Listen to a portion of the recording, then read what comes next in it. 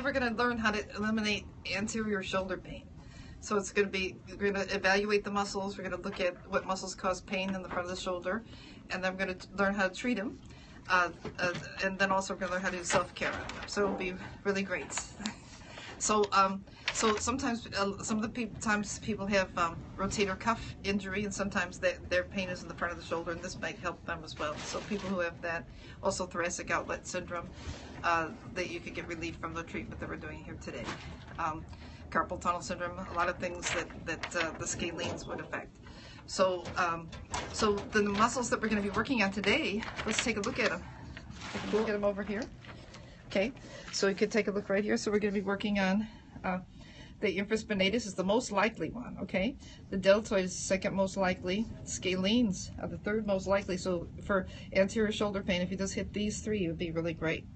The supraspinatus, the pectoralis major, the minor, the biceps brachii actually come up and cause front of the shoulder pain.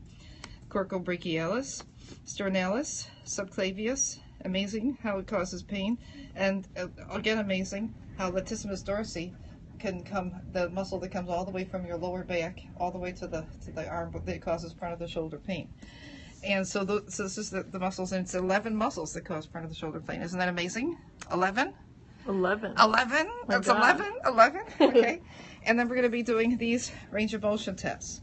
We're going to be doing the number 1, cervical rotation, cervical lateral flexion, scalene finger flexion test, the scalene cramp test, the scalene finger flexion, the shoulder drop, the Wright's maneuver, the mouth wrap, the back rub, the hand to the shoulder blade, arm abduction, arm pull back, and the overhead reach. So we're going to do quite a few tests. That's a lot of tests, isn't that a lot of tests? We're doing that today. Quite a few. Yeah, a lot of tests.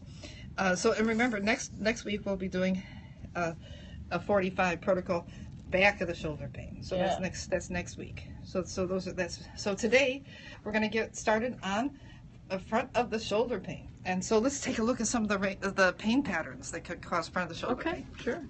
Okay, so let's take a look at the most likely one to cause front of the shoulder pain. Mm-hmm. And that's from a muscle in the back of the shoulder. Could you come over here? Adriana, right? Yes. So Adriana's one of our students today. She's becoming a myofascial advocate here. Okay, so dysfunction of the infraspinatus right here causes front of the shoulder pain. Now, in addition to that, it can cause pain down the arm and into the hand, and can cause pain right here in the inside of the shoulder blade, right there. So that's the most likely one to cause front of the shoulder pain. The second most likely one is the deltoid muscle here.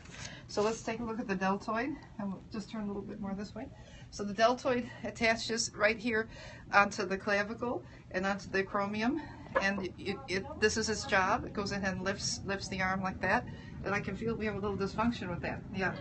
So you can feel, if you have your finger on the muscle, you can feel that the deltoid is definitely causing Adriana some trouble there. Yeah. Okay, so you can see the pain pattern that the deltoid has, and it causes pain mainly in the shoulder itself and a little bit down towards the elbow.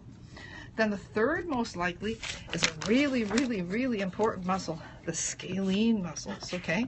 So here's the scalene muscles right here, and look at the pain that they cause. They cause between the shoulder, they cause it down the back of the arm, down the front. But today we're thinking mainly about the front of the shoulder right there. So that's the pain pattern we're looking at, but it also causes pain all the way down to the thumb and the hand. And it can really cause, it also can cause swelling in the hand. Isn't that amazing? So swelling, you can get significant swelling in your hand. And in addition to it compressing and causing referred pain. Oh, come back here. Oh, sorry. Don't go. Oh, okay. Don't go anywhere. So I'm going to show you where the scalenes are. So you can see here's your sternocleidomastoid. Here's your trapezius. So it's between those two, just here like that, and it comes down and attaches here. Take a look on the first and second rib. Now, if this muscle's too short, it pulls up on the rib and then presses the rib against the collarbone. And then that causes brachial plexus compression. So you can have numbness in the whole arm or portions of the arm because of that. So that's really important. Yeah. Okay. So you can sit down for a minute. Okay. She's off the hot seat. Okay, so that's the third most likely. The fourth most likely one, here is the supraspinatus. Can we take a look at you? Come on, come over here, Camille. My favorite muscle is the scalenes. Yeah, yeah, that's your favorite. Her favorite muscle group. Oh, Yeah. So here's our supraspinatus. You find that you look for the spine of the scapula and you come just above it. That's your supraspinatus. Step that way for a second. And we're going to just take a look at it. It does the first 10 degrees here. And if you're having dysfunction with this arm, this muscle, sometimes the person would lean this way and then lift their arm up like that. Okay. So this is the supraspinatus.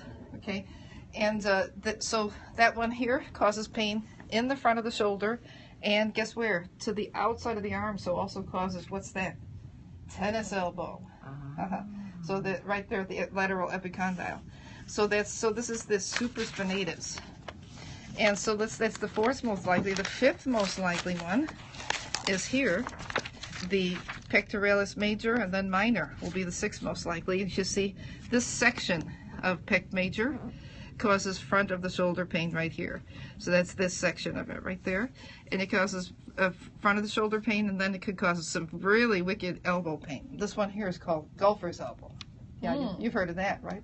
I think I have. And I think probably some folks out there have as well. Yeah. Golfer's elbow. Golfer's elbow. Okay, so that's her pec. So here's our pec muscle right here. And that could cause, so the pec muscle can cause golfer's elbow. Now, a nice test for that is just taking the arm back like this. And you can see there's some restriction in the range of motion there. And let's take a look at the test for pec minor. And then here, oh, there it is. I can feel the pec minor is tight too. So we've got a little bit of pec major and pec minor dysfunction. Let's take a look at the pec minor referred pain pattern. Let's see if we can find that. Oh, we're right here at the subclavius. So here's this is so exciting. This is exciting. Okay, subclavius, that's the 10th most likely here, okay? 10th most likely. But look at the pain pattern. See, it's just a tiny little muscle underneath the collarbone right there, right? Attached to the sternum, and then over here to the collarbone. And look at the pain it causes all the way down, almost just like carpal tunnel syndrome, you see? And here it is, Camille. You can see it's just right below, it starts here, That's very tight. and it's right below the collarbone, right there. Yeah, and that's your subclavius. And it causes some really incredible pain. I mean, just for such a tiny muscle, you wouldn't think that would cause that much pain. But it does. Cause pain all the way down into, what did you say? Let me show it to you. Carpal tunnel, did you say? It does. It causes it just like carpal tunnel. Let me show you. So just take a look here. So you could have compression of the clavicle here, the subclavius, and it could cause pain in the front of the arm, down the arm, and all the way into the hand here. See? So isn't that incredible? And you know the kind of, you just take a look at where it is. You can feel it right here, the sternum, just come right below. That's it right there. Yeah, I feel like they're uneven. Yeah. Oh, and they may be for many reasons. Yeah. Yeah. So that one, if it's painful, so everybody could check it on themselves, and if it's painful, that's very likely to be causing some of this pain down into the front of the shoulder and down the arm. Then here's a pec minor. Okay, so it causes really pretty significant anterior shoulder pain. Right here you see, and then down the arm and into the hands. So in the little finger side, so more like on the golfer's elbow side. And there it is right there. So that's the sixth most likely. Let's take a look at the seventh most likely one, the biceps. So let's take a look at our seventh most likely one. There it is. Yeah. Okay, so here's our biceps. Now here the trigger points are low. So here I'll show them on Camille. So if you look, let's look for some taut bands right here. So you could she has just a couple taut bands right here, but this would cause trigger point. This trigger point would cause anterior shoulder pain right here. So it's way down here, but it causes pain up here. And that's where I have the sharp shooting pains it could cause from sharp the car shooting. accident. That's right. It could. So a car accident, because your arm is in this position, it might have dysfunction. Right, after the car accident. because my hand went through the steering wheel, hit the dashboard, so I've got everything all the way up. So very from likely that happened during her accident. Yeah. Yeah, so that could cause anterior shoulder pain, significant. The eighth most likely one to cause pain in the front of the shoulder is the coracobrachialis. That's one right here. And this is a small muscle. It here attaches to the front part of the scapula, and then here to the humerus. So and look at the pain it causes. Front of the shoulder pain, upper arm pain, mid arm forearm pain, and hand pain. So intense pain in each of those. Oh, too, it's it looks intense like, too. yeah. It's like really hot. Yes. So it starts right here on the coracoid process, and then over here it attaches, and then here you can feel it do its job. You can feel, is it doing its job like that? You can, so that's one way of testing it. Okay, so that's our coracobrachialis. Then our sternalis, let's take a look at that. Is the 9th most likely. Let's take a look at that one here. So here's our sternalis. It causes pain in the chest, but then down across here and into the front of the shoulder, right there. So that's our sternalis. And we got, already looked at subclavius, but the most very unusual one is on page 573, and this is the latissimus dorsi. So it's amazing, but look at, so this muscle here that starts on the low back, and it comes into thoracic, and then it comes up and attaches onto the in the bicipital groove there over on the femur, on the humerus, and then you can see, but it causes front of the shoulder pain right there. See, front of the shoulder pain. So this is our latissimus dorsi. So let's hear, so you can, now the odd thing is though it's innervated by C6 to C8. So so if you're tight right here, that could cause your latissimus dorsi to cause anterior shoulder pain. So here it is, here's your latissimus dorsi, and it comes all the way over and attaches right here. So that's your, and then it gives you anterior shoulder pain. So isn't that amazing? All the different areas that can cause front of the shoulder pain, right? Yes. Yes. Yes, Wouldn't have isn't guessed amazing? that one. Yeah. Wouldn't Latissimus even dorsi. think about the attachment, you know. So today I thought we could all, I have the range of motion test, and this is what we're going to do today, is take a look at these range of motion tests. So you can do mildpain.com, and this would be range of motion test for the upper body. Yeah, on that note, already have it. We'll be using protocol number 40. Okay, so I was going to give. Call number We had a 44. question. Here's 44. There you That's go. what it looks like. That's Someone had a 44. question. Was there any muscle specific to frozen shoulder pain? We'll be going The over that. frozen shoulder muscle. Oh. Ooh, that's the frozen. That's subscapularis. Okay. But all of the muscles that hold the arm onto the shoulder could be important, you know, so or that attach onto the scapula might be an important piece of frozen shoulder. But the frozen shoulder muscle is subscapularis. And where is that? Let's look at it. Let's look at it on you, Camille, okay? So here's the subscapularis. You come like this and you go back and towards the scapula, and this is its test. You test to see, oh, she passes the test. Look at that. So she's doing this. That's the range of motion test. And that's also, let's see if she can do this. Oh, she's practically a genius here. she almost passes the... No frozen shoulder here? No frozen shoulder. She's not frozen. She's doing good. Okay. So she's not having a problem. So that's subscapularis subscapular. And guess is the what that answer to causes? that question, That causes primarily. back of the shoulder pain. It's a really main cause of back of the shoulder pain. So that's coming up right away. Let's take a look at the pain What about key. the infraspinatus? Well, the infraspinatus is the first one that causes, the most likely one to cause pain in the front of the shoulder. But let's take a look at the back. So this is next time. We're going to look at protocol 45, I meant. For next time. Next time. And the subscapularis here is the 1, 2, 3, 4, 5, 6 most likely, but it's the most likely one to cause frozen shoulder. Yeah, it's the most likely one to cause frozen shoulder. Yeah. So the 6th most likely one to cause back of the shoulder pain. Yeah, but it's significant. It's significant. Okay, so we're going to test each other today. What do you think about that? Isn't that Go great? for it. Okay. Okay, so can the two of you test each other? Sure. Okay, I've got a page for you guys to work with, right here. Well, there's So- 3 of us, so we can't. Yeah, but there's two, Test but each there's other. only one. So there's two people will be testing at one time. Okay, so the Okay. two of you are going to test each other, one at a time, Okay. and I'll test her. Oh, you'll test her. And Yeah. we'll You're test pairing you. up. Okay. We're pairing up. All right. So we'll follow your lead. That's good. That's good. We can do that. Yeah. Okay, so great. So we're going to take a look, and so Oh, we need a pound. so we're going to look at cervical rotation. So if you could come over here, brave up.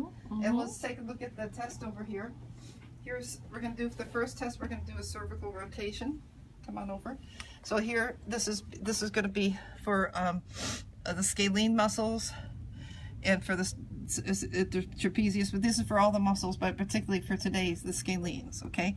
The cervical lateral flexion, also scalenes, and so forth. We're going to come down and do these here. So we're doing these. Yeah, so we're gonna rotate the head and note the degree of rotation, and then no restriction. The nose should align with the acromion. That's 90 degrees. So we're gonna do that. Okay, so let's all do that together. Yeah, you've got one. So why don't I do it on you? Okay, so let's have you turn your head to the right. Okay, so you can see from here to, so here's where the acromion is here. So you can see that she's significantly far from that. So you could go her nose from here to here. So that would be about, oops. There are different ways of doing this. Okay, so here you can see she's at that angle.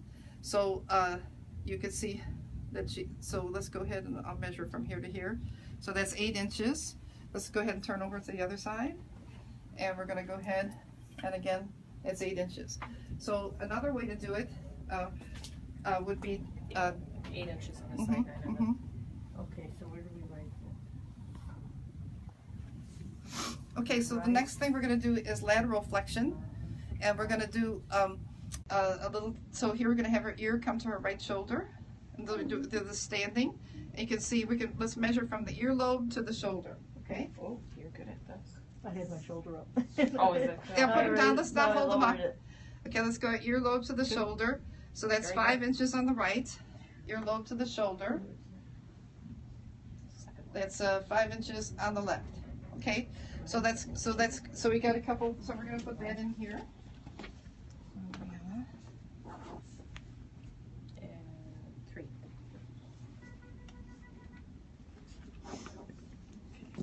Making notes in our range of motion Yeah. testing charts. Twisting chest. How much was that I just measured? 5 inches. Okay, okay, okay, You good. got a long way to go. don't you? I have a lot of shapes, yes.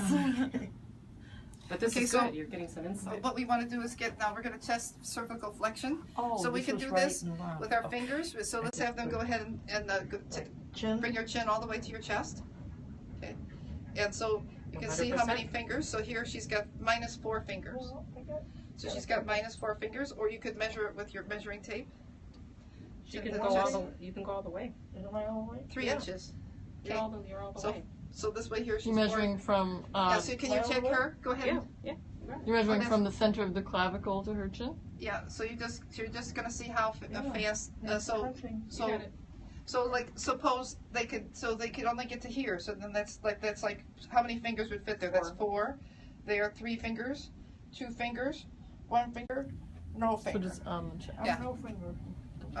Good. Finally. Okay. I passed one. I'm an really all finger, well. Yay. So that's 4 fingers. Okay, so this is 4 fingers. Mhm. So you're Yeah. 100%. Okay. Okay, cervical you pass. extension. Okay, for this, what you want to do is have your nose go up to the ceiling. Okay, so we're not doing that. That hurts. Oh. Okay, so then we just do pass fail on this one, and so she's not gonna. She definitely can't do that. So we're just gonna circle fail Fail. on the. Okay, the Yeah. next one It's gonna be okay. Yeah. Antonella. Well, is the Is scalene. this a pass? is she a passer? No. No. Okay, so see, your nostril should be facing the ceiling. Oh, no. Okay. Okay, so The- they're definitely not Okay. doing that. Okay. Am I a pass? Let me see. Pretty good. Let me just look at you from the side here. Okay, go ahead. What do you want me Again, to do? over The time. same I just thing? want to see. Yeah. Yeah, good. So that's a Yeah. pass. Yeah, that's Okay. a good. So the Very tip good. of your nose Yeah, I've is been doing my Yeah. Oh, exercises. she's been doing her exercises. Okay. We have It pays off. Sakina, 3 good different examples. could I here. have some goniometers? I think she brought them underneath your sheet here. Oh, there we are. Here we go. Okay.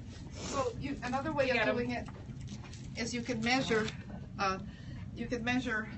So let's take a step here. So you're going to send your thing there. So here you can measure. There.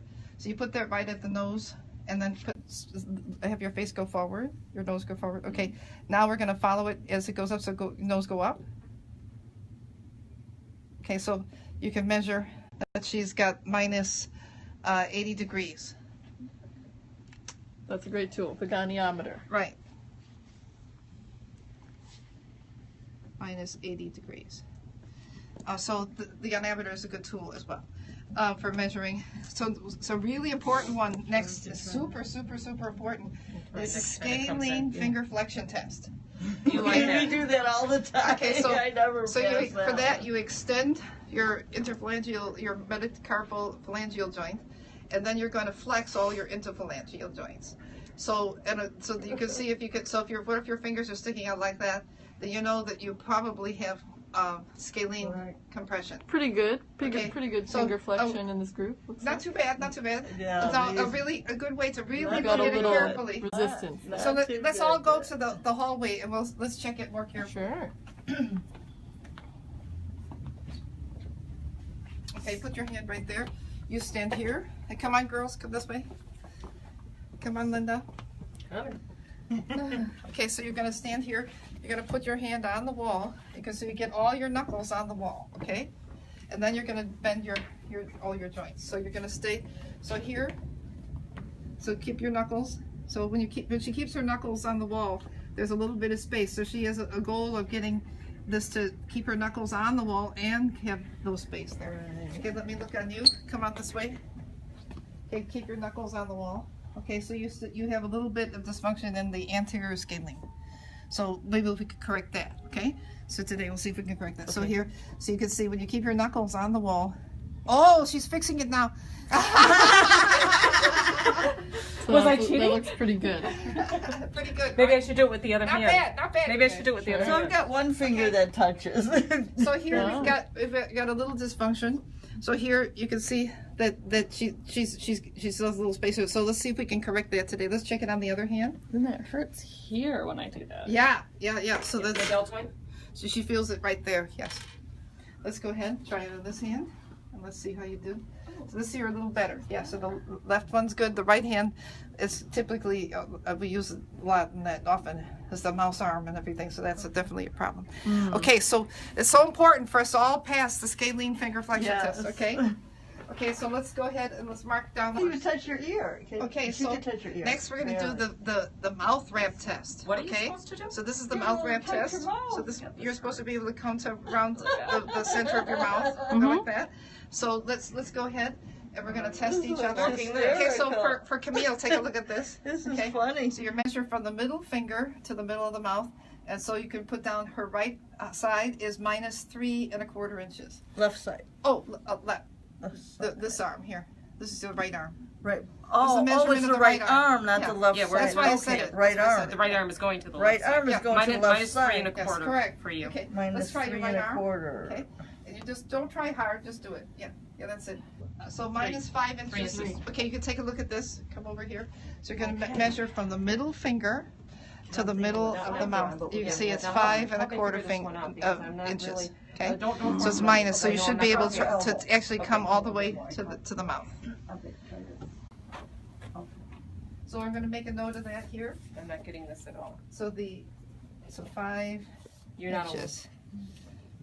Okay, so and this indicates the muscles that could be causing that dysfunction here. So the most likely one here is the infraspinatus. So that's one of our most important ones for the front of the shoulder. No, this is the one where Okay, so we're going to do the back rub where I'm gonna and the go. hand to the shoulder blade test. So this is also.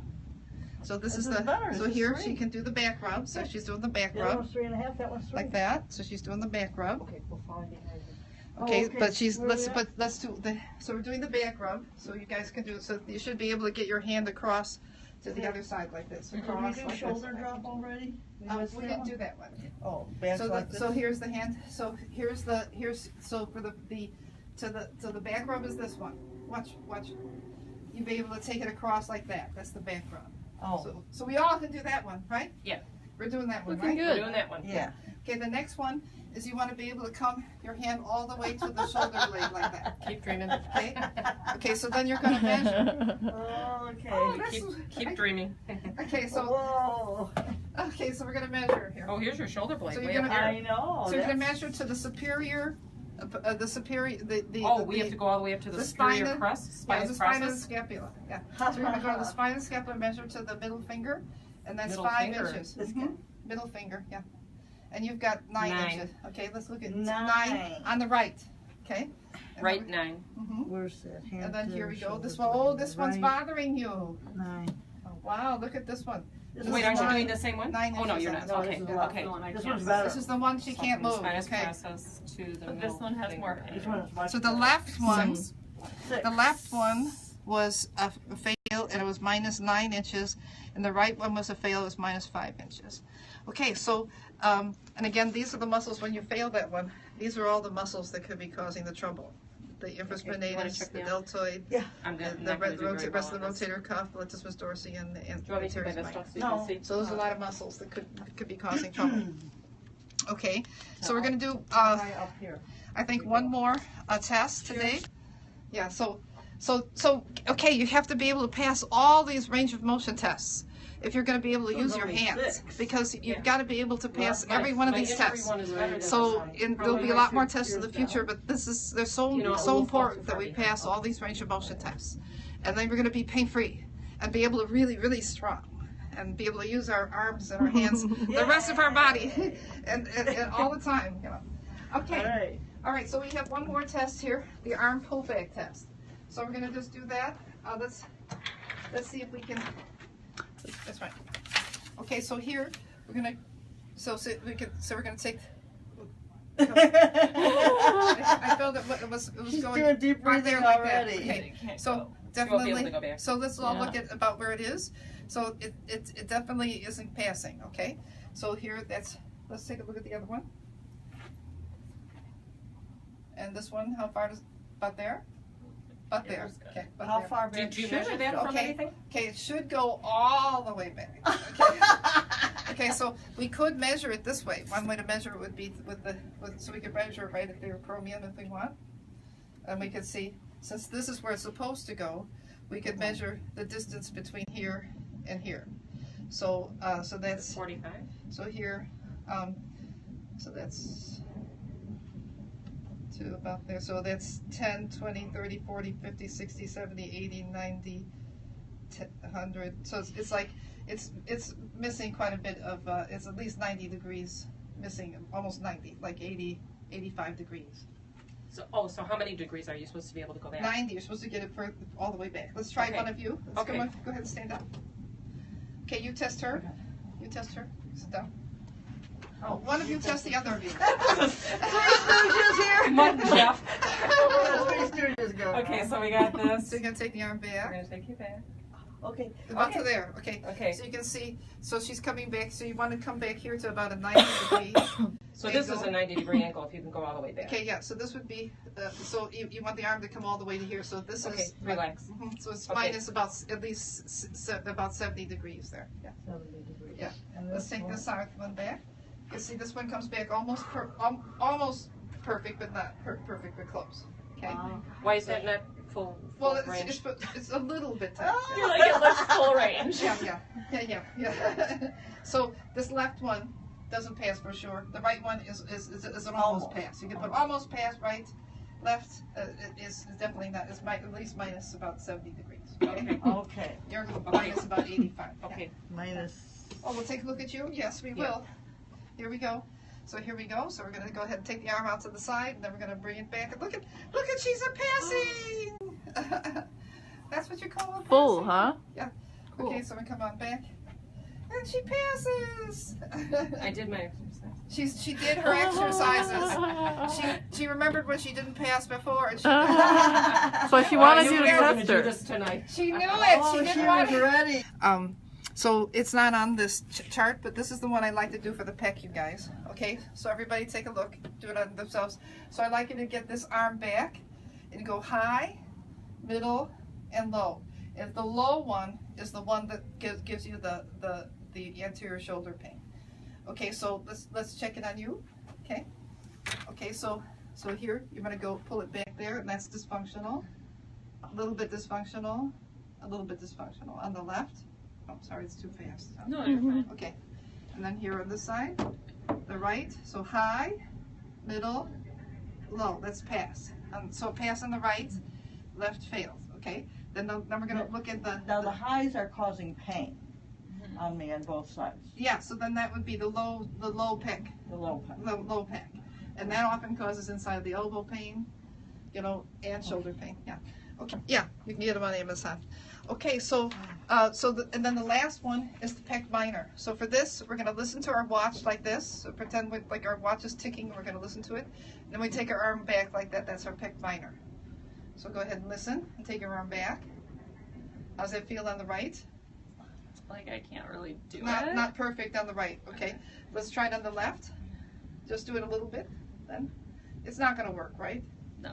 No, she knows it's not gonna work. I'm using my Okay. whole body to do the one on the Okay, so left. keep your shoulders forward, yeah. That doesn't So this- even do Okay, it. no pec minor on you, okay? And you? Well, this is when I start to hear some clipping. Okay, so noise. So then that's not a pass if you hear noise, okay? And this one hurts when I get Okay, there. so all of our pec minors are in trouble. Ankle side, with the right side, yeah. Okay, great. Okay, so we did a lot of interesting tests. Okay, now I thought maybe I would treat some of these muscles and see if we could improve some of these range of motion tests. And you could so you've been just tell us a little bit about your shoulder. I have tendonitis and bursitis in both my shoulders and a small labral tear in the shoulder. I don't have full range of motion in my left, but my right shoulder causes me more pain after about a couple minutes of doing anything repetitive. I get pain here, down to here, and then through my index finger and thumb. And I have muscle spasms and twitches in my whole entire upper back of shoulder. Well, that's a lot of problems. Wow. Okay. So let's also check one thing we would like to check here, and this is we'd like to check the nerve roots too to see how they're doing. Oh, yeah. And look at the ones we were checking today. It'll be 2 through T. So C2 through T1. So all of these nerve roots, you can see that they affect all these different muscles in the arm and the hand and in the chest. So this is the nerve root. So what we want to do is make sure that the skin can come up, okay? So this is going to be, so we'll do it standing, we can do it seated, and we can do it laying down. So here we're going to see, so here you can see that the skin comes up here, so we do some skin rolling here, but as it's coming towards C4, it's starting to get kind of tight. And then a little bit tight through there. How's that feel? Is that okay, the treatment? Okay. So you can see that she's a little tight through there. C, yeah, and feels more sensitive there. Yeah, when Yeah. you touch it, it hurts. Yeah, and then how's it feel? Is Does it feel? C5? Oh, starting about C3, C4. And how's this feel, the sensitivity? It's okay, but on C4 on my right side Yeah. is where I get like a pain that shoots through my eye. Oh, yes. Okay, so pain pattern. so that's an interesting referred pain pattern. Let's take a look at that one. It's right here. So come over here. Let's take a look at that referred pain pattern. So this one goes to your eye, but look at the muscle here. So it's called the splenius cervicis, and it goes like big culprit. goes right into your eye. But the part that you were talking about is right there, and see, it causes both shoulder pain right here, and it causes pain into your eye, like a poker from the back of your eye to the front. So this is an important muscle, yeah. But also we were looking at the nerve roots, which is a little different, but both. We're looking at both, yeah. Okay, so we'll treat. So we can start with There's also treating. the sternocleidomastoid muscle as well. Get that referred pain pattern to the eye. Oh, there's so many muscles. There's a lot of muscles that cause pain in the eye. Okay, so let's look at our poster. So how we can look at all the muscles that cause pain in the eye and the eyebrow. So the most likely one is sternocleidomastoid. Okay, so that's the most likely, and then the services is third. yeah, splenius cervicis is third, and so definitely is an extremely important one to the eye. Very important, and sometimes And she couldn't do the turning. That's She right. That's right. didn't do that test, so That's correct. We had a little that trouble might be with that. another muscle. So we'll look at the nerve roots. So a nice plan would be to treat the muscles that she didn't pass the range of motion test, and it would be good to treat the muscles along the spine. So we'll treat some of the muscles that didn't pass, and we'll treat some of the ones that didn't pass on you guys. Okay, does that sound good? Sounds Yeah. like a plan. Yeah, so we'll try that. So we thought we'd do that, and then we'll do some self-care, and then a little bit of range of motion exercise. Okay. All right. Oh, we missed one test. I'm sorry. One test. One more test. 19. Okay, so let's look at test 19. This one here is the overhead reach, and this is particularly because we want to do the latissimus dorsi test.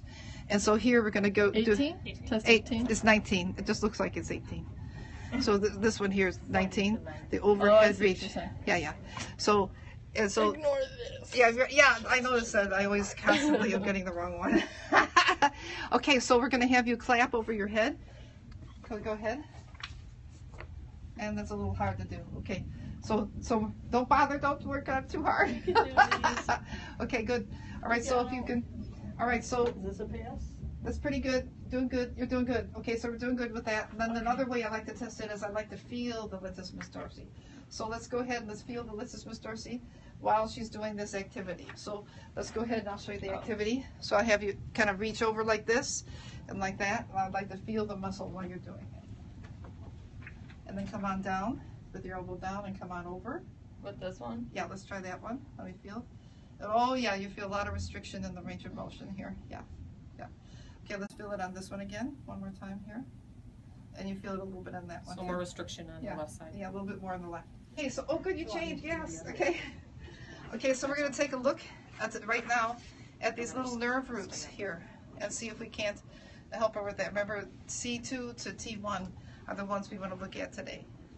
So we're gonna take a look at you. Let's have you come over here and lay down on the Face table. down? Mhm. Myopain.com. So here, when she's laying down, we're going to just do the skin rolling.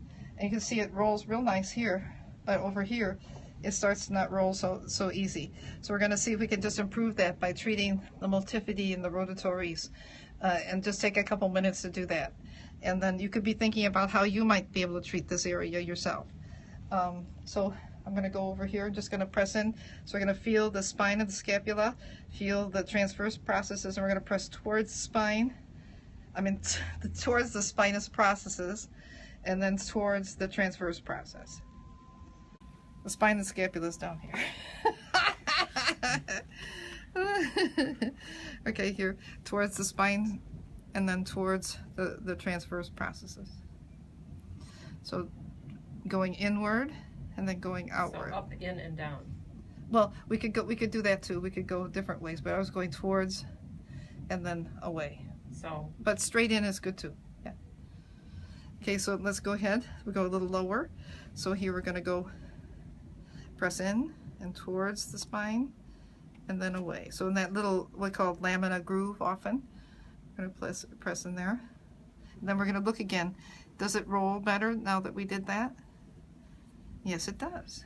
So we know, even though we didn't use a lot of effort, a lot of pressure. and that was treating So- the nerve root, right? We did treat that, yes. So Yes. we're trying, so remember the accessory, C4 and C5. so we're going to look, today we're looking from C2 to T1, okay? But in her case, it started about C3, or, and C4 was started to get pretty bad. So here, I'm going to just go ahead, I'm pressing in, and I go towards the spine. What do you think of that side? More painful? that hurts a lot. Yeah, she notices that a lot. So this is C3. Which is 4. weird because I always have the pain on the right side only. Yeah, so this is interesting, yeah. Yeah. And then we're going to come down a little lower. So again, we're going to go towards the spine, then we're going to come away from the spine. So if these are too tight, what happens is that the multifidies and rotatories pull the vertebrae closer together and causes heightened tone in the nerve distribution at that level. So we're trying to correct that. So this is one way of correcting it. Okay, so let's see how we did. So good.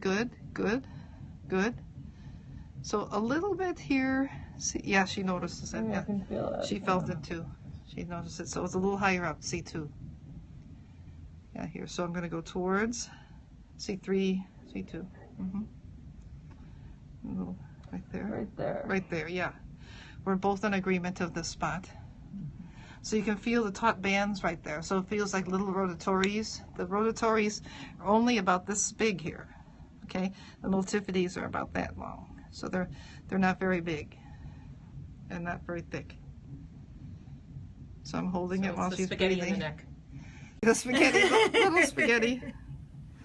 Little angel hairs. It actually will say angel hairs. Right? Okay, it lifts up much better. Okay, so that's good. So that's just a little thing that we did Feeling there. some improvement. So we had improvement both sides. So that was good, and it's better there. So we didn't fix everything, but we took away some of the dysfunction that's there. Okay, so we had a lot of interesting dysfunctions, but one that was really, really important was the scalenes. Okay, so we're going to take a look at that. Also, we had another really important one, the infraspinatus. So those were quite important. So we're going to take a look at those. And you were saying how you mostly feel the pain on only you almost always feel the pain just on the right side. Okay, but we had more range of motion dysfunction on the right side most of the time. Yeah, but not in every case. Okay, so let's take a look at some of the muscles here on the right, and see if we can't see if we can't get her to pass some of those range of motion tests. Okay, in this position, we're going to treat the infraspinatus right here. So here it is, right there. And I'm going to find the spine of the scapula and come just below it and press in. So just go ahead, and I'm just going to feel the spine of the scapula, and then I'm going to come just below it. How's that pressure? It's fine. Not too painful? Okay, so let's try another spot. It's okay too. Pretty good? Okay, let's come a little bit. So here, finding the spine, so we're going to find the spine and just come just below it, and we're going to come, so I'm going to take a look a little bit with my elbow here. So we're going to find so we'll come just down a little bit lower, and I'm going to look for some taut bands. I don't feel anything right there, but I'm going to just look around a little deeper. And let's come down over here. Okay, there I think I find the little taut band. Start to feel that more. Yeah, so first, for the technique, so I came down, I went a little bit like that. Oh, I found a taut band. Then I came down and I feel the resistance, so I'm just going to hold my elbow right there on the resistance. So I feel the thickness and the hardness. I'm just going to hold it there and breathe and relax while she's breathing and relaxing. You're using moderate pressure? Yeah, moderate to Only light. as much as you need. Yeah. Right? Mm-hmm. It's just a nice way to apply a broader amount of pressure when you use Right. your elbow. Sometimes the elbow feels better because it's more broad. Yes, correct. So now we're coming back to the bottom of the scapula there. Could you give me the book, and if you could bring me put it right here on next to her over here. Okay. Let's look at the infraspinatus here. I will say though, laying like this Yes. really hurts my left hold on. I'm curious if This you treated a lot. her left side Really? to see what happened. Yeah, the left over here. Yeah, Right the there. same way that you did on, Yeah. Up a little. on the Yeah. right. Like in through there, in yeah. there. So what we found that was yeah. she was failing the left latissimus dorsi test. Remember? Yeah. So that one would cause pain right here. So let's take the latissimus dorsi and let's stretch it instead of contract it. Okay. So just put it. Yeah. Okay, that's like so that. much Yeah. better. Yeah. Is that better? Yeah. So she was contracting that muscle, and It's so causing you trouble. she felt it. Yeah. So we'll just Try to make give her it a little more comfortable. Okay. What do you think of that now? That's better. She's not contracting it. So Right. so that muscle here, the latissimus dorsi, is bothering her. So one way we'll know it's better is if she could put the arm in the other position and it wouldn't bother her. Yeah. Okay, so so that's our infraspinatus, and how do we know if we're better with that one? So she'll be able to come all the way up here and touch the superior spine of the scapula.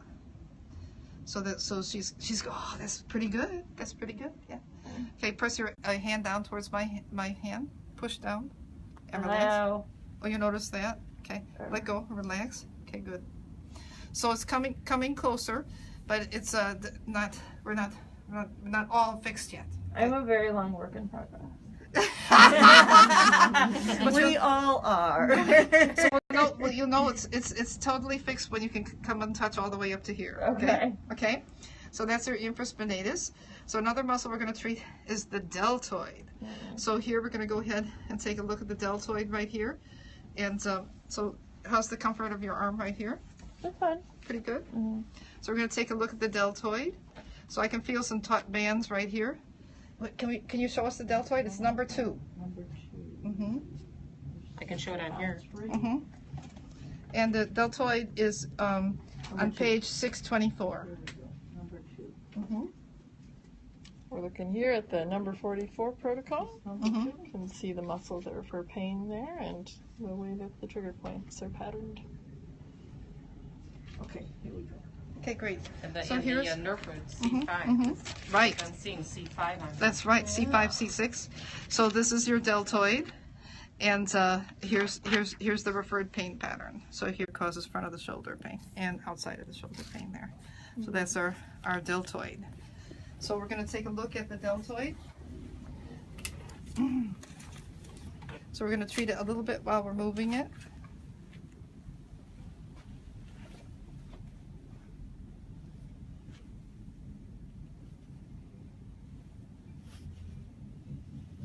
So it's so important for us therapists and everybody that wants to be able to use their hands and arms to be to know how to pass these range of motion tests and to be able to fix these muscles. That point right there. I feel it. I felt that right there. That gives me Yeah. a lot of problems. Yeah, So I that's the felt trigger that. point, right? right there. Yeah. And does that refer down to her wrist? No. No? It doesn't. No. Deltoid. This is everything that refers pain to the front of the shoulder. Oh, all to the front, okay. Once you go ahead and look at the pain pattern for deltoid. Go ahead, look at it right there, so you can see where does it go. Where does the pain pattern for deltoid go? All to the front. Just to the front of the shoulder, the back of the shoulder, the outside of the shoulder. It doesn't go as far as the Not elbow. as far as for the elbow. No. Okay. So it stays up there near the shoulder. So her wrists are another project. Exactly. Oh, but one thing that causes wrist pain, guess what? Subscapularis. Okay. Oh, yes, the So the subscapularis. frozen shoulder muscle Getting back to causes that. wrist pain. Okay. Gives And you it can pain. cause numbness and tingling too, can it? Well, not so much numbness and tingling, but it could definitely cause. What does cause numbness and tingling? Scalenes. Oh, right. Scalings, okay. Okay, Those little so devils. those little devils. Okay, so I can feel we have some taut bands in this muscle. So I'd say she should keep treating this till it stops hurting when you press on it, and also that when she could move it and it doesn't give her any pain or dysfunction. Now, a really important muscle for us to treat on her would be the scalenes. But before we get there, we're going to treat the supraspinatus on this right side. Supraspinatus, and that's also C5. We treated that already. That's page 539. So here's the supraspinatus. So you find the spine and scapula, come just superior to it, and press onto it. Oh, she notices this one. Well, that's where my tendonitis is in the Okay, super. so let's look at this. So what would be tendonitis of this muscle? So if this muscle is giving you pain right here where it attaches, that's called tendonitis of the supraspinatus muscle. How do you fix that? You make the muscle longer, and then then you don't have tendonitis there anymore. So you could also have tendonitis on this side, but more likely you'd have it there. And then of course the tendon attaches right there. That's the tendon. So it attaches right there. Underneath? That's underneath? Yeah, underneath the acromion, right on the humerus there. So let's look at where it is on you. Okay. So the, Leslie. so the So doctors are looking at the tendons, and we're looking at the muscles and the nerves. Well, the trouble with looking at the tendon is you can't fix it doing that. You have to make the muscle longer. So if you don't treat the muscle, you'll never fix it. All you do is treat the tendon and never correct it. Okay. So here is right where the tendon attaches, right there, right here. Mhm. That's it. So that's where it attaches, right there. Leslie was saying that's the most common muscle that's the culprit of rotator cuff injury. It is. She's so right. Supraspinatus. So there's 4 muscles in the rotator cuff: supra, infra. Then we got subscapularis and teres. So that's our. Indeed. Okay, so we're gonna just And that treat little this. teres can be exquisitely tender. Oh, it can be. Tender teres. Yeah, and Leslie, she'll remember area 13 and area 12. Okay, so this is the supraspinatus. We're finding it right above the spine of the scapula, and we're shortening it, and then we're lengthening it. Let's see, and we found some noise there. We're shortening it, and we're just noticing where the noise is coming from. Yep, I feel it right there. And lengthening it, just shortening, lengthen it. So this would be a great muscle for you to treat. So you can treat right above the spine and the scapula there, and then we're going to treat right where it attaches, right there. But the supraspinatus Mhm. can run to my finger and wrist, right? No. Oh, no. No, the Okay. supraspinatus only come out here to the elbow, Okay. cause elbow pain and dysfunction. But sometimes when it comes out here to the elbow, it could activate another muscle that could come down there. So there could be a Okay. cascade of one activating another. It can happen. So it's not uncommon. So for sure, it could definitely happen. Okay, so one muscle, let's treat it on the other side. Let's treat the latissimus dorsi on the other side. Okay, let's on this other side, we're going to treat your latissimus dorsi, see if we can make it better. So we'll come over here and treat the latissimus dorsi on this side. So we already treated the nerve root for it. How comfortable is your arm right now? Okay. So good. Remember, this is so C6 to C8 is right there where we treated already. That would be its nerve root. But the muscle starts all the way down here. Isn't it incredible? Mm-hmm. Yeah. And then, but it comes all the way up there. Okay, so we're going to look at the latissimus dorsi. Let's see if we can find it right here. So we'll look at it for a second. So here's your latissimus dorsi, and it's attaching all over here on the iliac crest, over the sacrum, and all the way up the spine, and then here onto the humerus. Okay. So I have a lot of pain right here. Oh. Okay. And so I can't sit sometimes Mhm, get up from the chair. It's difficult. It's So that probably could be the psoas muscle or the abdominals might be doing that, but of course, but particularly, What about but the this quadratus lumborum? well, it could be several muscles causing the pain there, yes. But this one here might be the one causing it as well. So this is The latissimus dorsi. So let's take a look at the latissimus dorsi here. So we're going to come. I can feel some taut bands right here. I feel taut bands right here. So I can feel some. So I'm going to write on those taut bands that I feel there could be a little bit of longissimus iliocostalis and latissimus dorsi. So how's that pressure? That's fine. She likes it. That's good. So I'm anchoring the pelvis on this end, and then I'm treating the taut bands that I feel there. And then come down here. I feel some taut bands here. Because with the pelvis, you have a tendency to Well, move if you up. press here and It's gonna it's have a tight, tendency you'll to pull the move up. pelvis up. Yeah. So I'm stretching it a little bit by holding it down.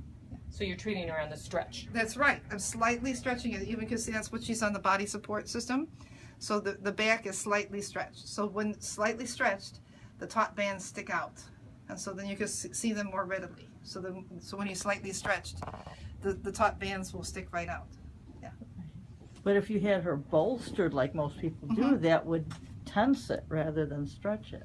Well, most of the time I don't do it. Put the bolster there Right. because but I don't you know. either.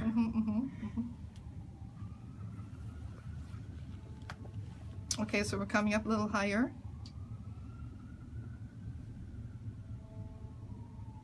And remember, the dysfunction she had was that she couldn't put her arm in this position without it hurting.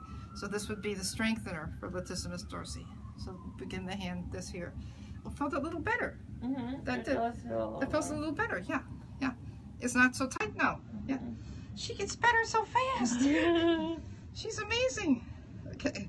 So probably if we worked with you during this time when we're working on the arm, we'll probably see some big improvements over time.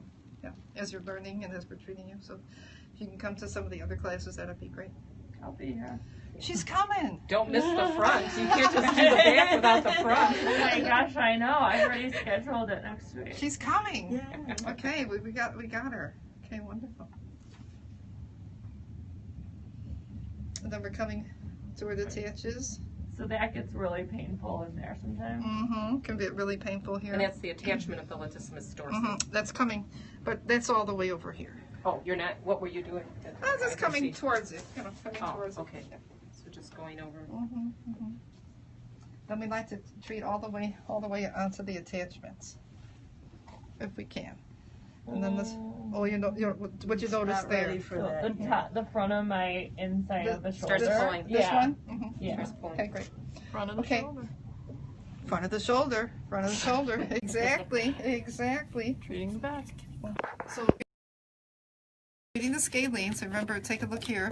You can see the scalenes cause front of the shoulder pain right here. Really, really prominent. And remember, she didn't pass the scalene finger flexion test when we were doing it before. So Yeah. we're gonna treat that muscle, these muscles. So we had her warming up a little bit. So often we treat heated with a little bit of heat there. And she has nerve compression here at the scalenes.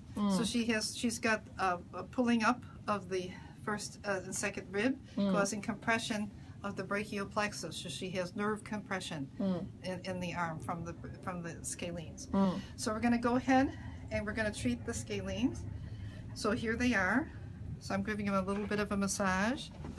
So here's the sternocleidomastoid, here's the trapezius, and they're between those two. So they're right here. So we're going to go ahead and treat the anterior scalene. And it starts at about C2 on the transverse process right here. And we're going to go ahead and look at looking for taut bands. So here I find a little taut band right there. So I'm just going to go ahead and press on it. And I'm giving it kind of a medium light pressure. Not too much pressure. And we're going to come down. And we're going to come all the way down to where it attaches on the first rib. So this is the anterior scalene right now.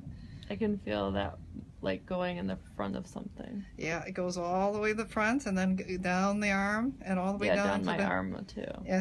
And guess what? All the way to the thumb and the first finger. Isn't that incredible? Just like carpal tunnel syndrome. Down to those fingers. Isn't it amazing? Now we're getting all the way down, so I'm touching right onto the rib there. So right where the muscle attaches onto the rib. So we're just pressing onto it. And this is something you could do for yourself. You could press onto those muscles.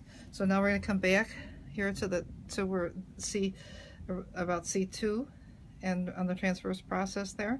Now we're going to go a little further back, this time on the middle scalene. And we're trying to see if we can pass the range of motion test. We're trying to see if we can do the finger flexion test. Okay? So that's going to be an important test.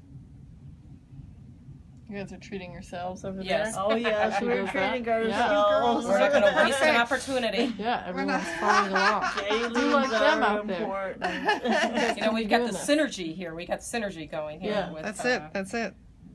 Everyone's going to be passing this finger flexion test. That's right. We'll pass it. We're doing better at least. Mm-hmm, We're aiming for right? Yeah, we improvements. keep treating till we pass the test. Now we're going to come back up here just towards transverse this way. Someone had a question.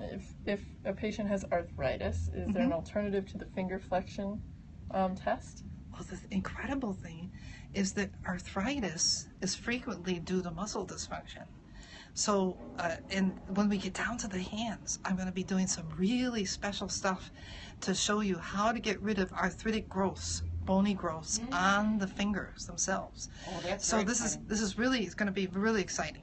So some of the bony growths, I've got, maybe some of the people that we've corrected will come in and show off how we fixed it. But so many times where the muscle pulls or where the fascia pulls on the bone grows. And if we treat that fascia and or muscle that's pulling on it, now the bone recedes. Isn't that incredible?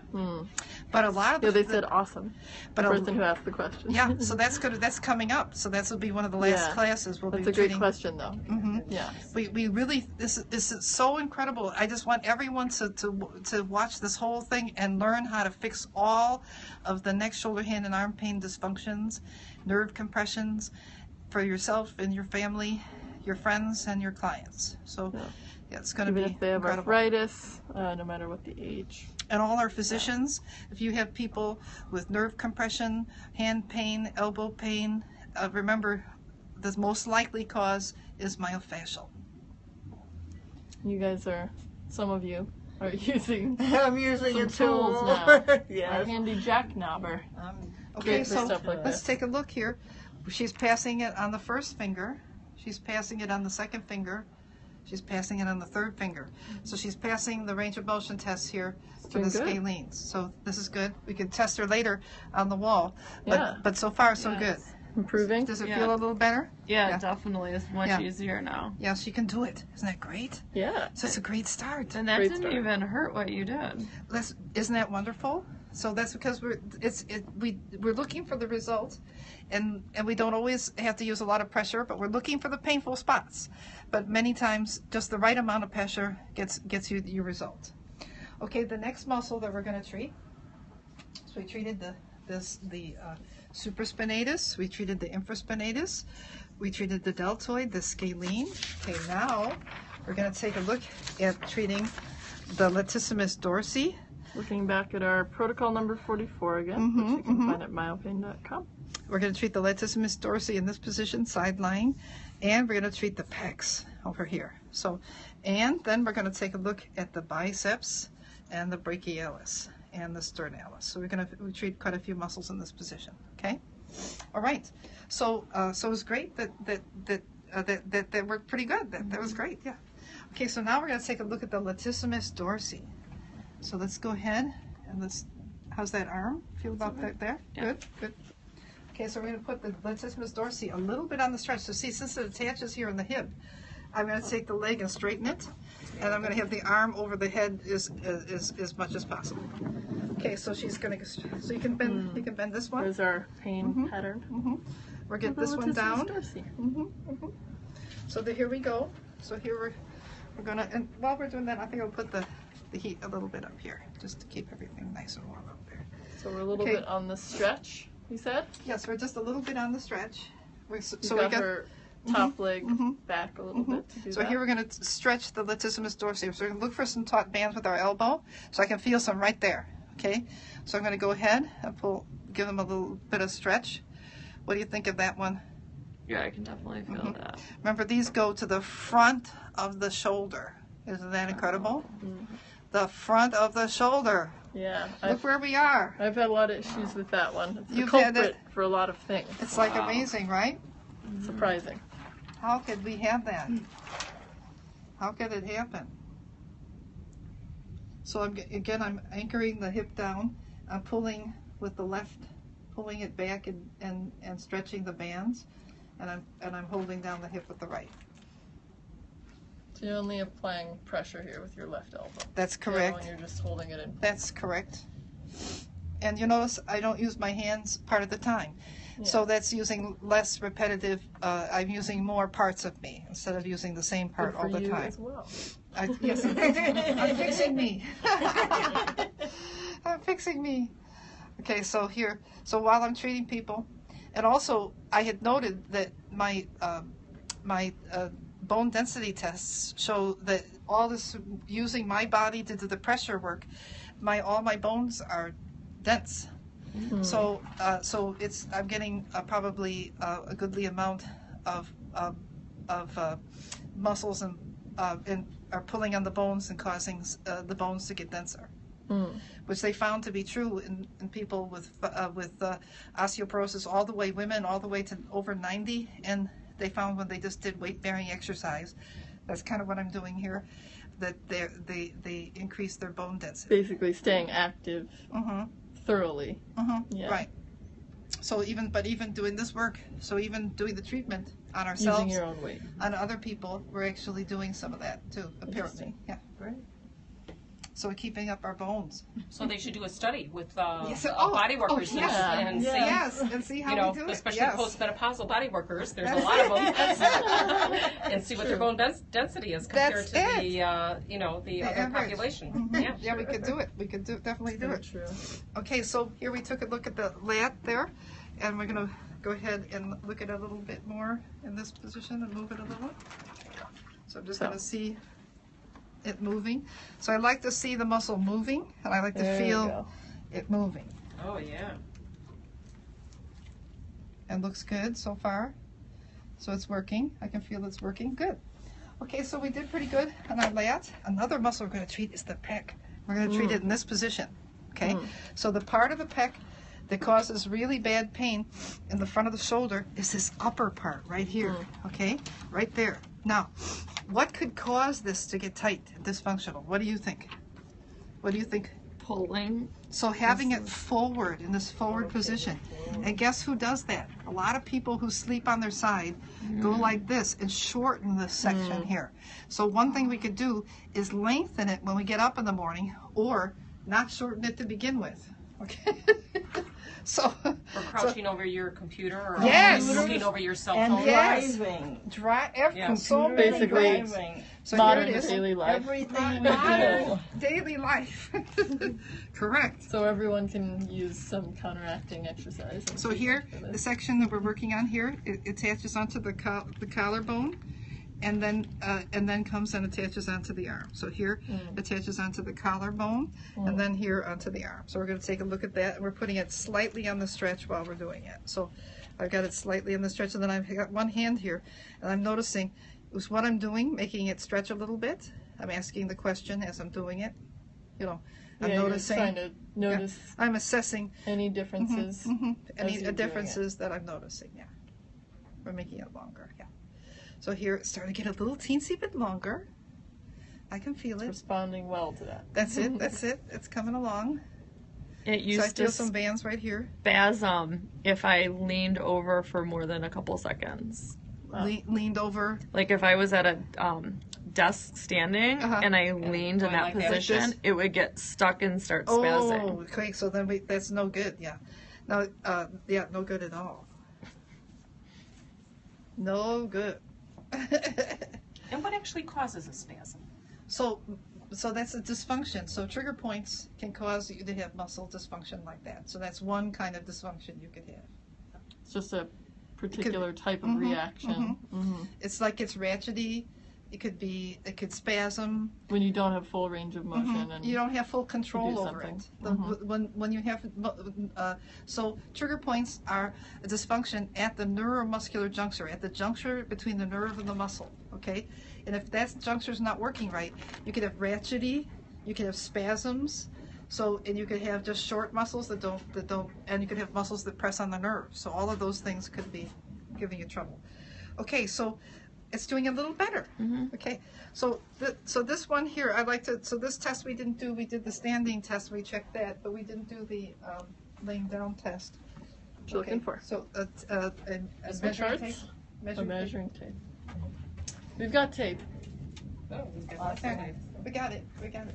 So one way I like to measure for this is I like to put one hand on the waist, and then everybody at home when they go to bed at night, notice can they get their elbow down? So go ahead. You can. So right now the elbow's doing pretty good. Okay. But if it didn't do good, then you know you're supposed to treat that spot. So here, so that's 6.5 inches. So it's nice we could get maybe down to 4 inches, something like So that. should your elbow touch the bed when you're laying like that? Well, not Or- necessarily that far, but that'd be fine if it did. Well, we got to know what we have to work for. If it could come back to at least where the spine is, so if you can come back to the spine, that would be great.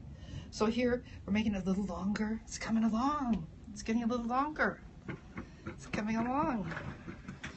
So don't sleep with your arm forward if we're trying to fix Just this put your part. hand maybe on a pillow or two Yes. so that it's not like Mhm. falling Yes. forward, Mhm. correct? So that's correct, yes. If you do sleep on your side, which you don't absolutely recommend. Right.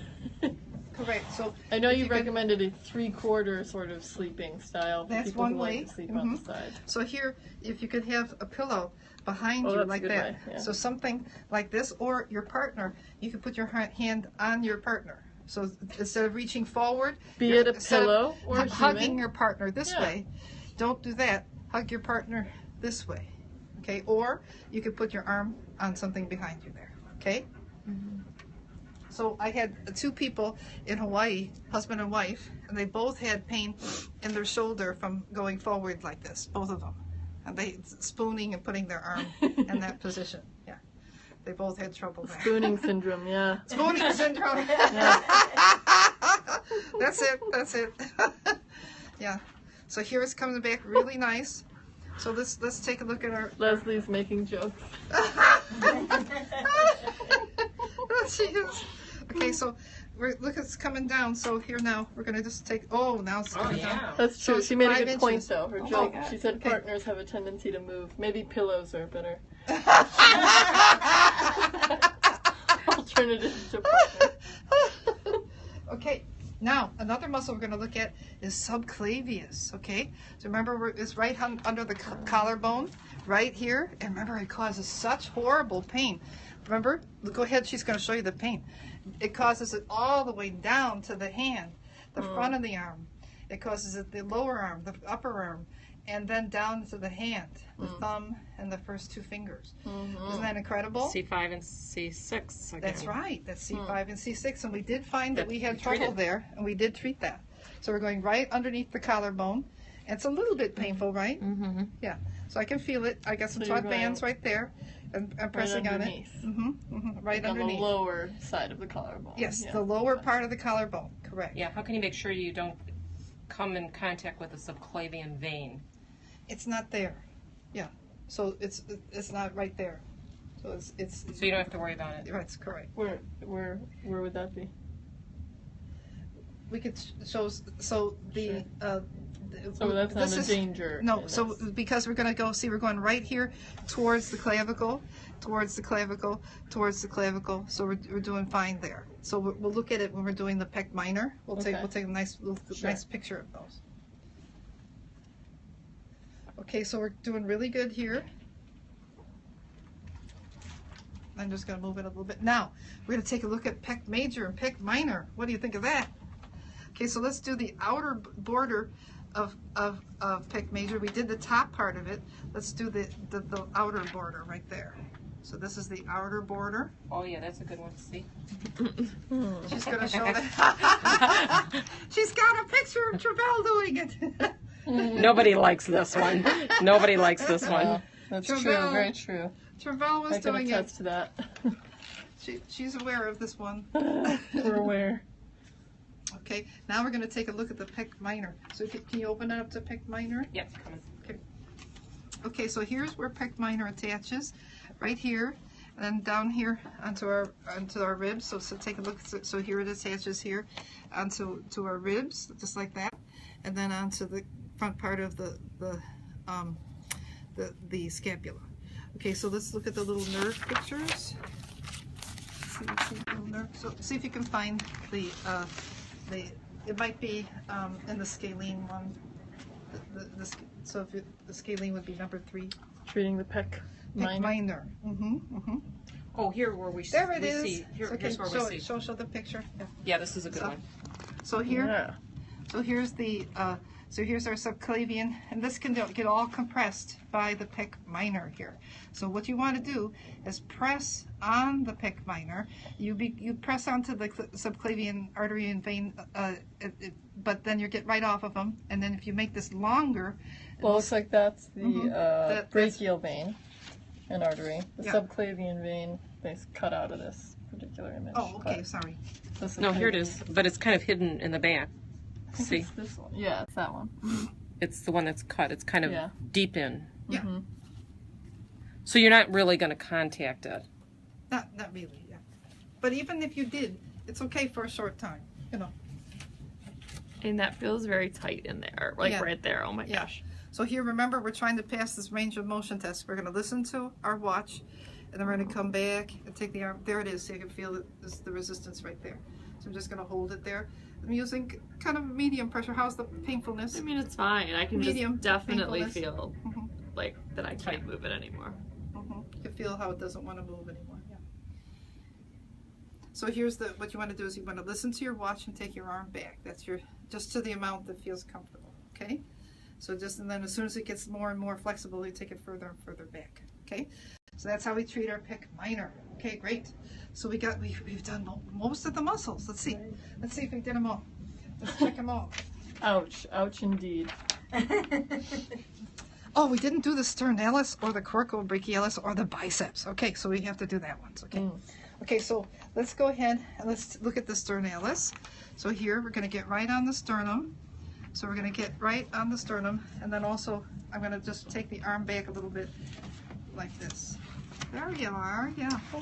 So there's our pain pattern. There it is.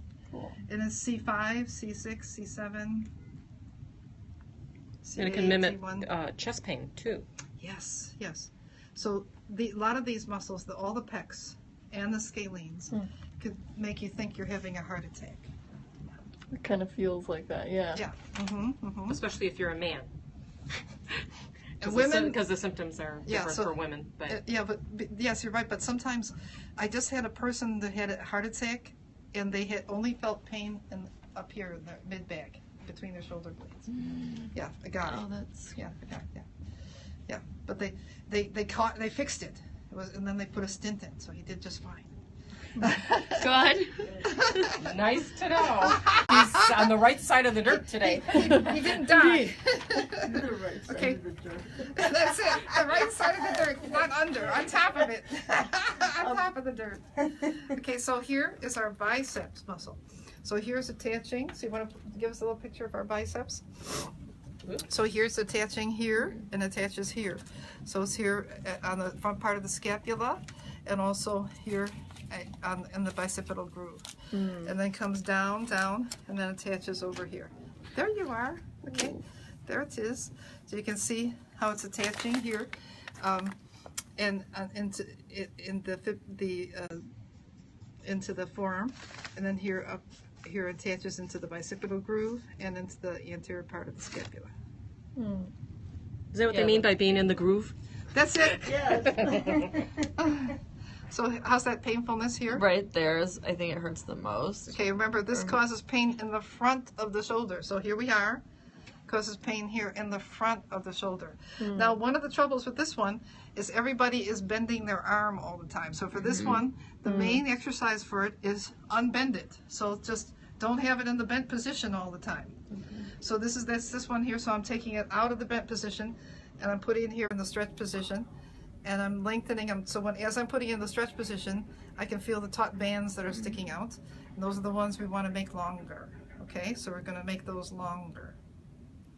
And remember, it's going to get rid of front of the shoulder pain, right?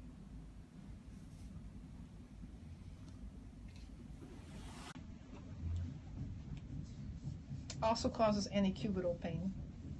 Pain in the front, right here. Mhm. Antecubital, that's a so funny this- name, right? Yeah. Are there any cubitals in there? Some things have funny names, right? Yes. Okay. So this is very dysfunctional here because when I treated it, stretching it, it had good, but I could see it will not contract. So one of its dysfunctions is it doesn't want to contract. Weakness? No. It's pseudo weakness. It's, in other words, it won't contract. It's dysfunctional. It's really You can add this to the list. Right. So what would cause that? it causes it from having your arm in the bent position all the time. So my work. When Yeah, all I so do is, whenever like, your arm is in this bent Right. position, so eating, sitting at the computer, mousing, using the what Modern daily life.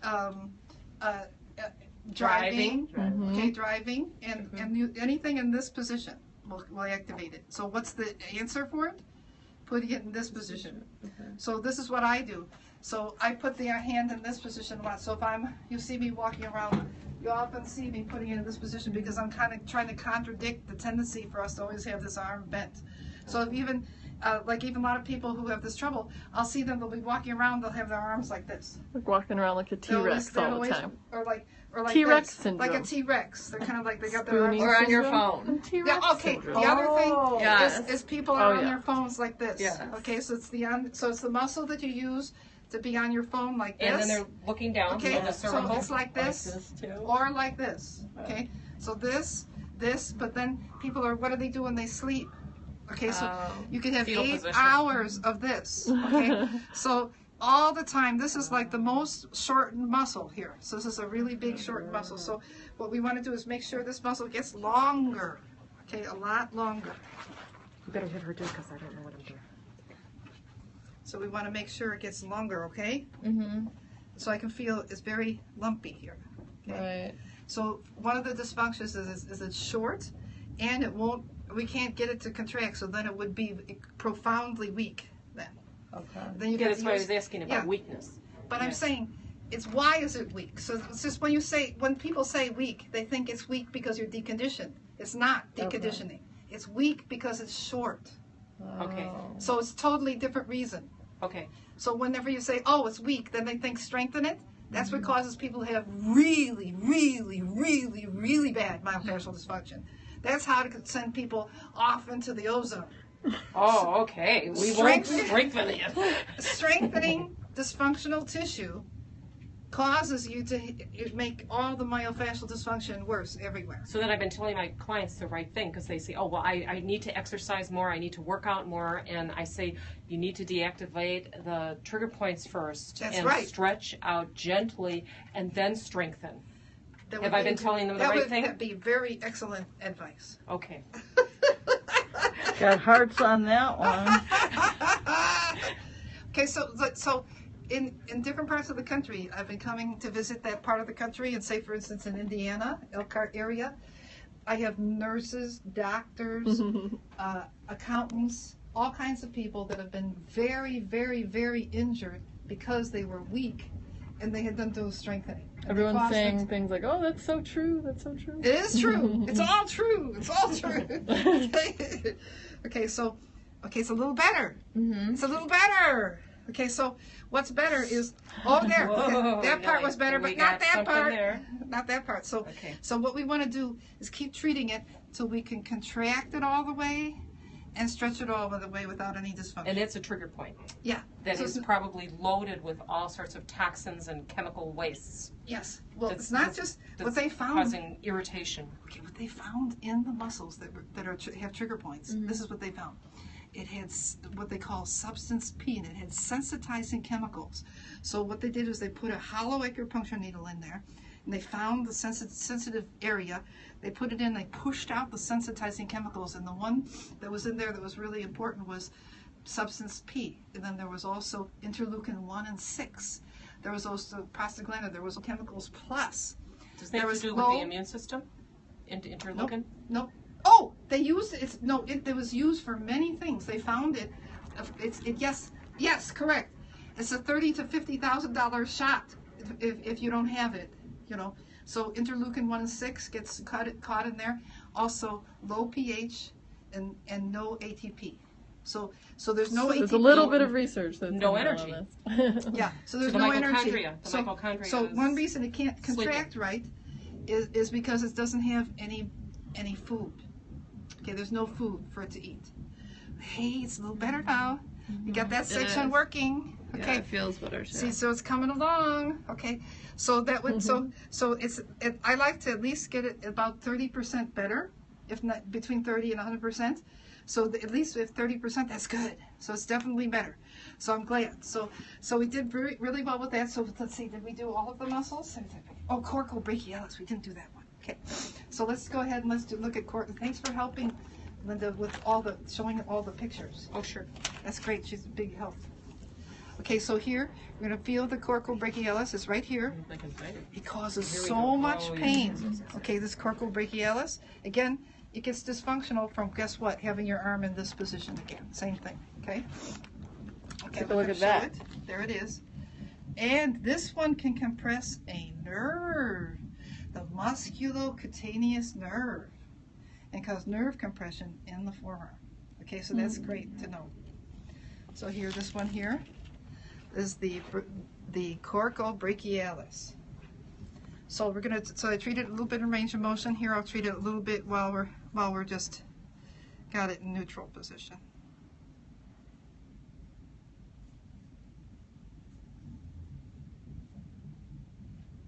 And it's it's really tender in there. She feels it, and especially right here. Mhm. This is right where it would compress the musculocutaneous nerve. The musculocutaneous goes right through there. So it causes numbness in the hand and arm. So she has 2 nerve compressions that we found so far: the brachial plexus and the musculocutaneous nerve. What do you think of that? 2 at least. I'm sure I have like 30. We could find in the arm.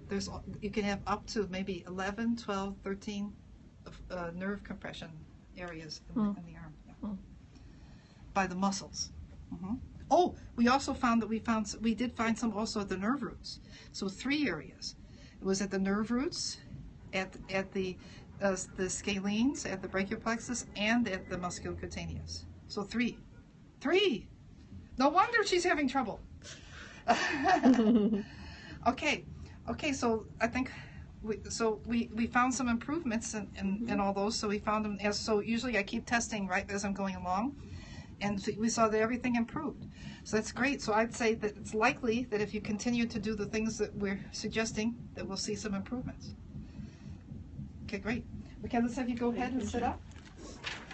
So if you can feed yourself a little bit every day, that would be great. Put your feet over the side there. And then go ahead and stand up. Okay, good. Okay, so what I'd like you to do is we're going to have you move a little bit. So all of us, let's move together, okay? So some of the muscles, so for the scalenes, we're going to go ear to our shoulder, ear to our shoulder, ear to our shoulder, ear to our shoulder. Good. So that was a really important one. Okay, another one was these muscles here along the spine, right? So let's go ahead, we're going to rotate and look over our shoulder, really look, and rotate, look over our shoulder, and rotate, look over our shoulder, and rotate. Good. Okay, another muscle that we want to look at is the supraspinatus and the infraspinatus. So that was coming up like this, then coming across like this, and then coming around like this. Okay, so the exercise is coming like this. So we could do each arm. So they go like this. So this is it. So let's go like that. So this is for the infraspinatus, infraspinatus, supraspinatus, supraspinatus, anterior deltoid. So this is getting these, okay? Now that's another stretch for us, is taking the arm across to the opposite side, across to the opposite side, across to the opposite side, across. This is for the infraspinatus, okay? And then the next one for the infraspinatus is coming around like this, and coming around like this, and coming around like this. So then the infraspinatus, supraspinatus, also the latissimus dorsi. Let's go ahead, let's do the lat. Let's go ahead. We're going to contract it a little bit, and then take it up over our head, and contract it, and give it a come forward, and contract it, and come over our head. You could just do whatever's comfortable, okay? And then do the other side. So we're going to contract it, get over our ear, contract it, a little bit forward, contract it, come behind the ear. Good. Okay, so how'd that feel? Good, so far so good? She's moving. She's moving. Okay, so for the deltoids, let's go like this, and let's go like that, and go like this, and go like that, and come behind, and go like this, and come like this, and go like that. And then we're going to look for the pec minor. You're going to listen to your watch, and take your arm back. And you're going to listen to your watch, take your arm back, and listen, and back, and listen, and back. Good. And the pec major, take our arms back, back, back. Okay, I see you got a couple pec major things to look at there. Okay. Okay, so let's see, did we catch all the muscles? Okay, the biceps. Let's do the biceps, okay? So we're going to shorten it and lengthen it. And shorten it and lengthen it. And shorten it and lengthen it. And then we can do it in different positions. So here we could shorten it and lengthen it going this way. Shorten and lengthen. And shorten and lengthen. Okay, but another way we could do it is like this. We can use the wall for help. So let's come this way. So all of us come this way. Keep coming. Keep coming. So let's put our hand on the wall, and you can see if you can get your arm close to the wall, and have your palm towards the wall, and then turn your palm away from the wall. Turn your palm towards the wall, palm away from the wall, and you can put it in different towards, come down lower, towards and away, and then this. So you're getting your arm here, and you're really stretching that biceps. Let's see how you're doing. What do you think? How's it feel? Okay. What do you think of yours? A little bit painful. So what you want to do is come more and over time get further and further like this. You know, so you're coming. Right. You know, so you're facing forward. Yeah. But... Yeah. So you can start. They can start out this way. Okay. But then over time, let's get to where we've got the arm here. So your body's supposed to be facing That's front. right, that's right. Okay. But your arm. Hence that's- why I was like, oh, that's this is good. That's perfect to I start. was cheating. That's good. No, that's a good start. Okay. Okay. A very good start. Let's try it on the other side. So throughout the day, if you could get the arm into this position. So throughout the day, if you can put it in this position. And just remember the other thing for this one is, remember, what is it? We're just going like this. We're just going to put our hands behind our back like this. So let's all do this. So just to be clear, it was thumb up and then thumb down. That's correct. Yeah. Yeah. And another way of doing it is unbend the arm, right? So here we're doing it. We're unbending, right? So we're just coming like this. Or just putting one hand here, one hand here, like that. So we're just unbending the arm. Unbend. So this is for the biceps muscle, the biceps, anterior deltoid, coracobrachialis. So here it's doing all these here. This is such an easy exercise. Just coming this way.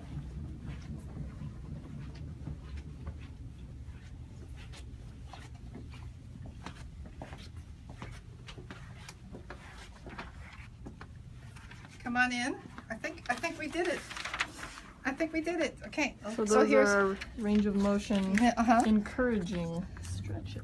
That's it. And these are some of the stretches that I put on the back at the last page of the protocol 44. So we're going to take a look at one of your muscles that we had trouble with. So the one that we had most trouble with was the pec major. Okay. Okay. So let's take a look at you. All right. Okay. And we'll get a little bit of pec major done. Got about 5 minutes or so. Right. Okay, so let's have you lay sideways. More left than right. Okay. How's the comfort? Is this okay? Okay, let me get this under your neck maybe, like that. How's that? Is that better? Sure. Okay, good. She likes it. Okay, so we're going to take a look at her pec. So remember we tested her and she couldn't get the arm back. So here we're going to just look at it in the back position. Pec major? Pec major, correct. Okay. So we're taking a look at pec major. You can see. Pec major. So you can see how it doesn't want to go back. Nope. I can feel it. See, I can feel here it doesn't want to go back. That's it. Doesn't want to go back. And Linda, she was perfect at this. Perfect. She's got one fantastic muscle there. She was perfect. I'm glad there's something I'm perfect at. Oh. Gives one cause to hope. Yes. So one of the people who became a trigger point therapist in Indiana, he started at about 62 or 3 years old, maybe 64. And he was all dysfunctional, all in pain. That's how it starts.